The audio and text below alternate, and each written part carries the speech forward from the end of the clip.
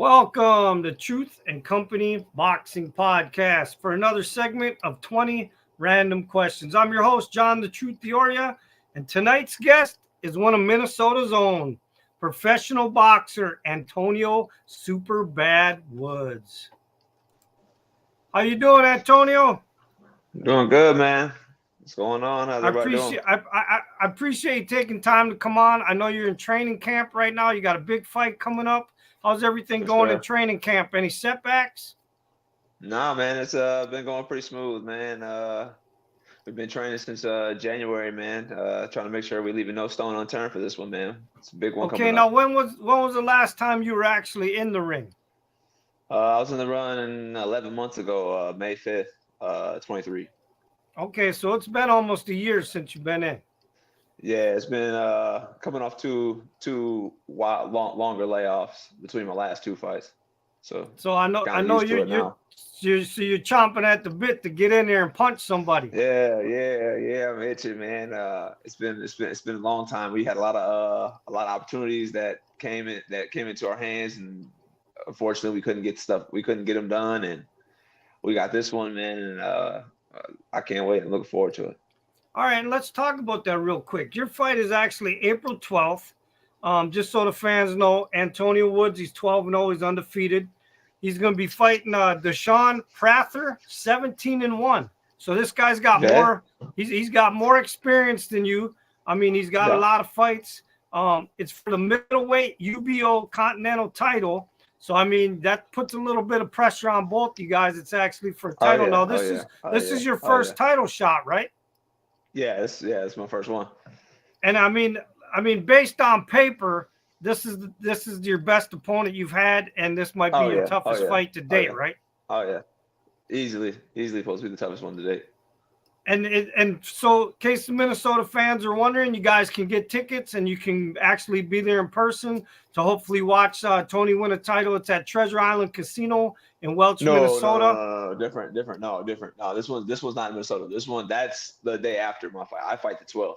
That show's the 13th. This one's down in Missouri. I'm fighting on. It's a private show. Oh, really? Yeah, this one's a little bit different. So there's this called the show's called the Stronger Men's Conference. I fought there 4 years ago. They had boxing. It's a big Christian men's retreat down in Missouri. They do, and they always bring in different types of entertainment. And this year they're bringing back boxing. So it's going to be private show. There will be a stream. You can get on their website and should be able to get access to the stream if you want to stream it. But the event actually itself is private.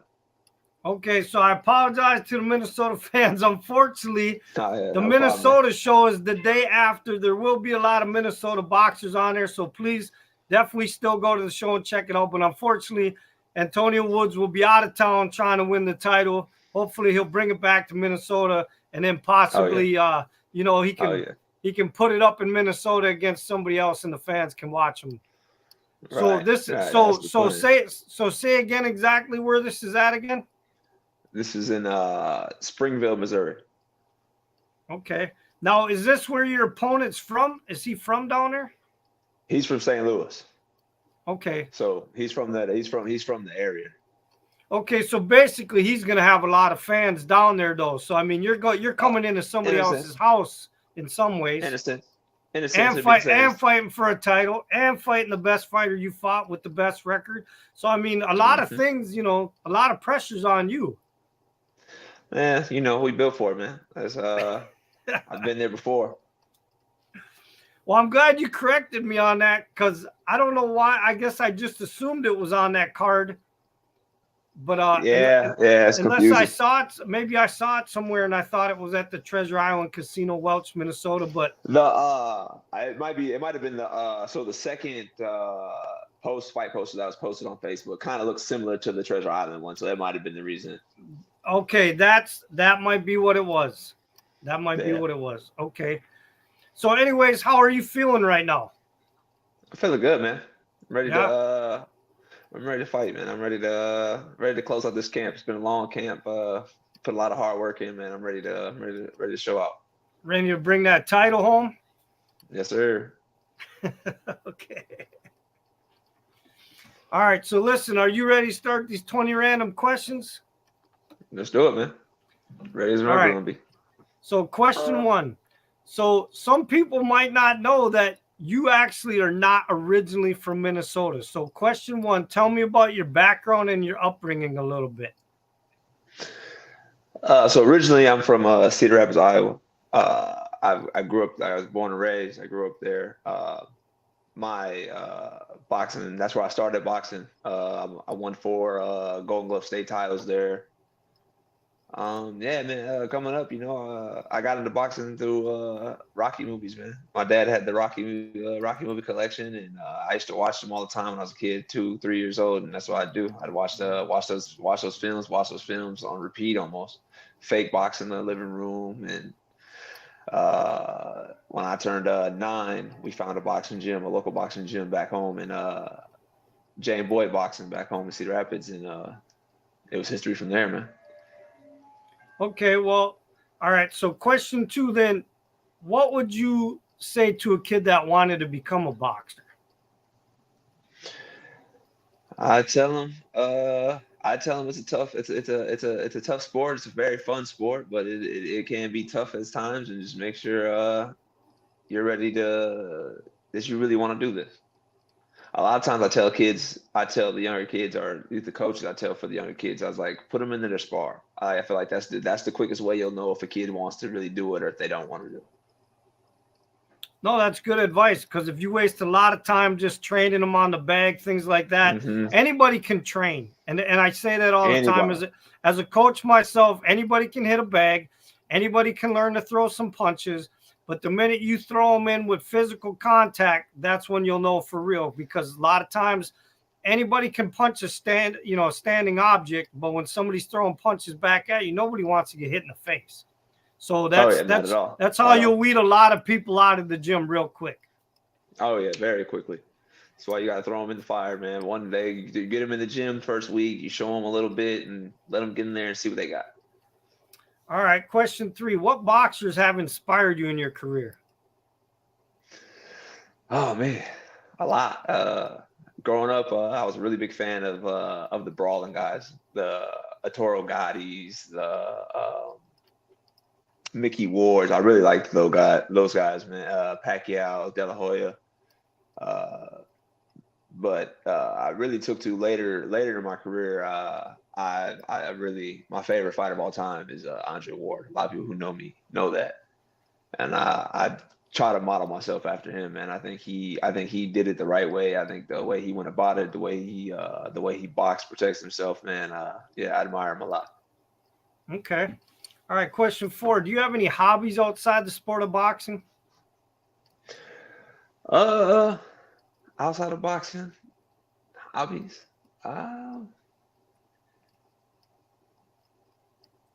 Not as much anymore. I used to be really big into drawing. I used to draw a lot, but I don't really do it much anymore. Everything's boxing, man. Ever since I moved to Minnesota, that's what I do. Boxing's been my world. So when you talk about drawing, like, did you just draw random stuff, or did you sketch people, or what did you do? Just drew random stuff, comic book stuff a lot of times. Okay. All right, question 5. Do you have any boxing superstitions? Boxing superstitions? Nah, man. Not really. Nothing that. I mean, I feel like every fight I have to go in, I have to look a certain way. I think that's one of my biggest superstitions in boxing. Like, I feel like if I feel like I don't look my best, or I'm not fit, it's not gonna. It doesn't allow me to feel my best. I feel like I'm not gonna do good. The better I look, if everything's how it's supposed to be, and the more tidy I look when I walk into the ring, the better I feel like I'm gonna do. Okay. Look good, do good, feel good. All right, question 6. Do you have a pre-fight meal that you always have to eat before each fight? Olive Garden. I love Olive Garden. I usually go there. I get the chicken margarita.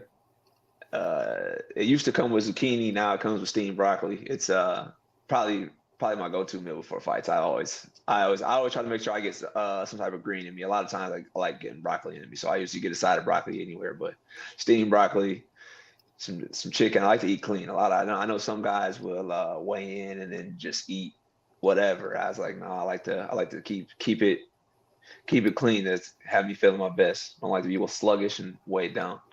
Have you ever talked to Olive Garden about being a sponsor? No, I haven't actually, but I probably should have done that, huh? I've been doing Yeah, that I since the mean, amateurs. That's yeah, more than you the still amateur have thing. time. I would go in there and explain it to them that you love to come there and that you do it as a routine before each fight, and that you'd love to wear their name on your trunks and get them as a Yeah, that'd be sponsor. dope. Yeah, I never actually thought about it. That'd be cool though if I did do that. I should might have to check that out. All right, question 7. What's something that your boxing fans don't know about you? Um, some of my boxing fans don't know about me. Uh,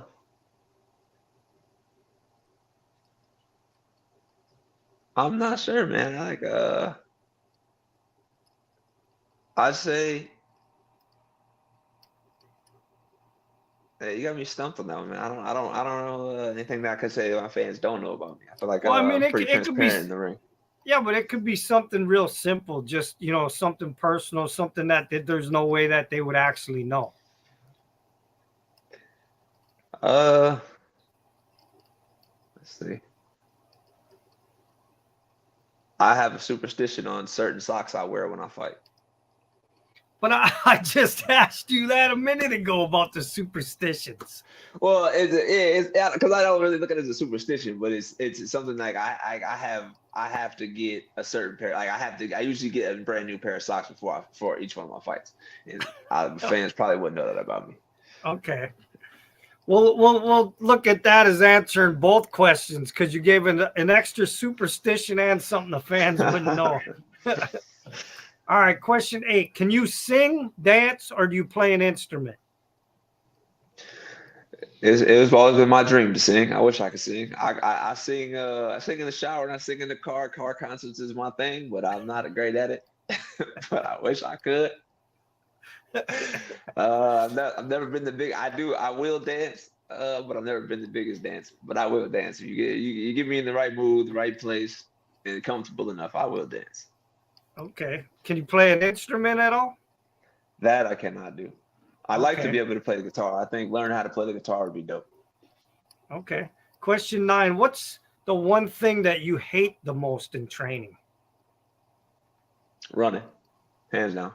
And I can't even say I hate running in the activity in itself, but the thought of it, having to do it, like going through the day, and like, man, I gotta go run tonight, or dang, I gotta run when I get off work, or man, I gotta run after the gym. Like I think that is like if I didn't have to run, I wouldn't run. But everybody knows in this game you gotta run. If you don't run, you ain't you're not gonna be ready to fight.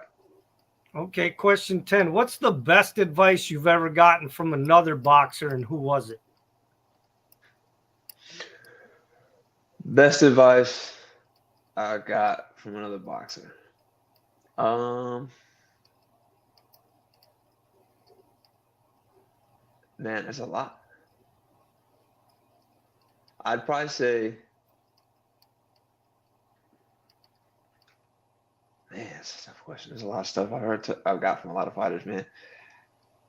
I had to say, the best advice that I've got would have to be from Cruz Stewart. He's another fighter from up here in Minnesota. Me and him came up in the amateurs together. Most of my amateur career, I mean, most of my boxing style I got from him. I think the biggest thing the bigged advice that he ever gave me was to fight to my ability and don't fight down to my opponent's ability. Because I used to I had a really big problem with doing that. Issue with doing that. I would fight down to the ability of who I'm in the ring with. So if I was in the ring with fighters who are on a higher level, I would fight to a high and rise to the level that I'm at. Or if I was fighting a fighter who's maybe not as polished and not as good, I'd fight down to that level. So fighting to the best of my ability and not allowing others to dictate how I fight and my ability in the ring is probably the biggest advice I've got. Okay.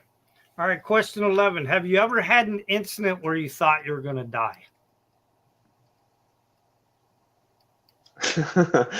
Yeah. I can't say I thought I was gonna die, but if it was gonna happen, it would have been that day. Growing up, a few years ago. A few years ago. Yeah, a few years ago. Me and my me and my real close friend of mine were working together. We worked together at my old masonry company back in Iowa, and we were on our way to do some training at our shop, and it was in a small town outside of Cedar Rapids. And we were driving. It was snowing that morning. It was early. It was like 6 a.m. It was like super cold that day. It was like one of the coolest days of the year. It was like -20 outside. It was crazy. So we were doing OSHA training, and we were driving, man, and there were snow drifts across the road, and my buddy was going a little fast, and we ended up sliding out. Well, we ended up ramping off the side of the road and spinning and rolling this van we had at the time. And I didn't have a seatbelt on, and I went flying out of the seat, man. It was a crazy experience. Looking back on it, I'm glad everybody's okay, but that's probably the closest near-death experience I've had. Wow, that sounds a little scary. Yeah, there was a day. I mean, looking back on it, it's a funny situation. It's a great story to tell, but in the heat of the situation, it was crazy. Plus, we were still a mile. I think we were a mile away from the shop, and it was like super cold, and we didn't dress for cold. So once we made sure everybody was okay, we started walking to the shop. We had a mile walk. I don't know if we would survive the walk, how cold it was that day. Good thing our boss at the time happened to be driving and seen us on the road and picked us up. But yeah, it was a long morning that morning. Shoo. Wow, that sounds scary. Yeah. All right, question 12. Who was the hardest puncher you've ever faced in the ring in a fight or sparring? Hardest puncher. Oh, I don't know, man. Let me think. I think with a lot of guys. Hardest puncher.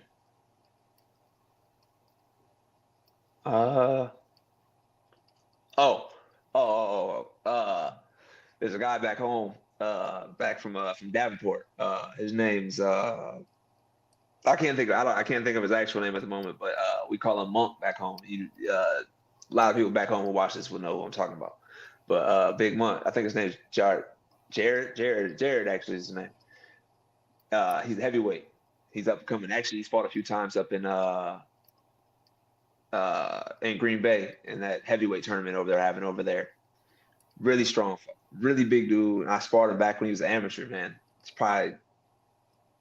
easily the hardest punch I've been in there with. Real heavy-handed guy, really solid boxer, man. Yeah, I think he's the hardest I've been hit. That he hit me a couple times, and I was like, yeah, had to make sure I slipped him. I can't get hit again. Okay. Can't let him catch me clean. All right, question 13. Can you tell me an interesting story so far out of your boxing career? Anything. Interesting story. Let's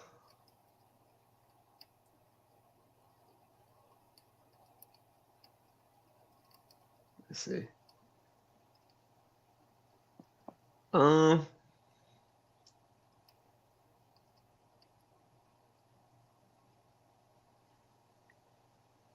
I guess I can tell you about this fight I'm getting ready for. We're fighting at this the Stronger Men's Conference. All right, so 4 years ago, I fought in the same at the same show, but it was during COVID, so it was half the size. I fought this guy by the name of Darian Weeks, very very very very very good MMA guy. You know what I'm saying? He was what was he? He was either 2-0 or 1-0 when we actually fought. And we fought down in Missouri, and after that fight, that's what set into motion of me moving to Minnesota and putting this all in motion and getting with Corey Rodriguez as my trainer and taking that next step, because we knew that fight was was my first step up fight, my first tough fight at the time. And it's crazy to look back and it came around full circle that's the same show that I fought on to get me to move to Minnesota and further my career. I'm going back to compete for my first title. So I feel like that'll be my interesting story so far. And it's crazy that it's coming up during this fight, but Or I was talking to my manager Eric, and he had mentioned that to me. And I didn't think about it until he had said that. But it's crazy how life comes around full circle like that sometimes. Okay. All right. Question 14. If you could live as a person of a different race for 30 days, what race would you choose to live as? Asian, Japanese, somewhere in there. I love Japan. I like to take a trip there someday. I think it'd be cool to be Asian. Plus, they got Naoya Inoue. He's probably my favorite active fighter right now. Inoue is insane, man. He's a great fighter. I love to go down there. I think boxing culture down in Japan is great. Okay. And they have All right, great fans too. Question 15. If you had the opportunity to spar one world champion, who would you choose to spar? One world champion? Former or current? Yeah, like right now. Well, no, it could be a Right current. now? It could be a current too, though, I guess. To spar, man, I'd probably either want to spar. I'd either want to get in there with Canelo or Crawford, one of the two. I love to get in there. I feel like they're at the top of the game. I mean, Canelo, I think he's on the backside of his career now, but he's still one of the greatest to ever do it. And I think Crawford is the best fighter in the world right now. So I think it'd be to get in there and to compete with a guy of his magnitude, his level. I'd love to see where I stand, where I stack up. Okay. Question 16. If you could have any musical artist walk you out to the ring for a fight, who would you choose? Kendrick Lamar. Okay. It'd probably be Kendrick Lamar, and I'd probably walk out to DNA or Humble. I don't know. There's so many songs of his I could walk out to, but if anybody, it'd probably be Kendrick Lamar easily. All right. Question 17. What animal best fits your personality?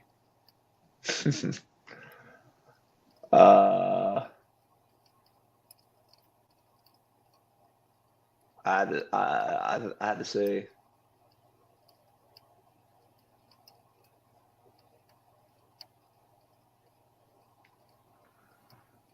that probably a dog, man, a wolf or a dog, one of the two, either or. Okay. All right. Question 18. What's something that you're very passionate about besides boxing? Very passionate besides boxing. I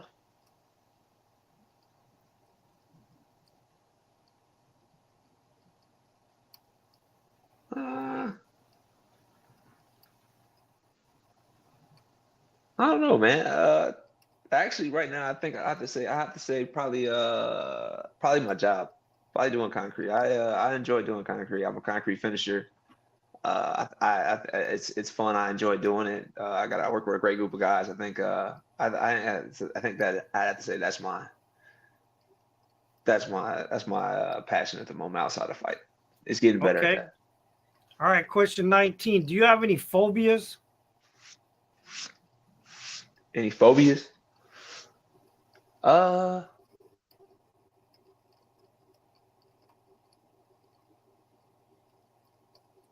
have to say spiders, man. Okay. Spiders and snakes. I don't mess with neither nor. Y'all got it. Like big and it's like little spiders is one thing, but big spiders, nah, I ain't going. Snakes, yeah, y'all got it. Y'all can have that. I ain't got nothing to do with it. All right. Question 20.